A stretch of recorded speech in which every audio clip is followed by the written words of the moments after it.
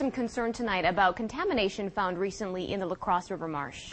UWL researchers tested the dirt and found some lead concentrations 3 times higher than what the Environmental Protection Agency considers safe.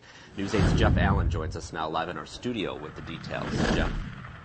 According to the EPA, lead levels higher than 400 parts per million are considered contaminated. The preliminary analysis shows lead levels to be 1,200 parts per million in some areas of that marsh, a concentration that has researchers digging deeper.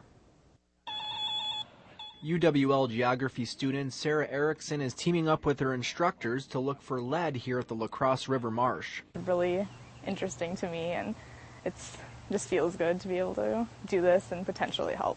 Last October, they pulled samples of dirt from areas of the marsh. Preliminary test results showed some of them had lead concentrations 3 times greater than what the Environmental Protection Agency considers safe. So since May, they've collected about 250 more samples. They say their goal is simple. We're along the Mississippi River Flyway, so there are a lot of waterfowl and different birds that come through here and potentially can be impacted by this lead if it's found to be at an elevated concentration. The lead most likely came from sportsmen shooting clay pigeons in the area between the 1930s and 60s. They had national championships and state championships here, so yeah, the lead is from a human source. It's directly from shot falling out into the water, lead shot falling into the water. But they are not interested in pointing fingers.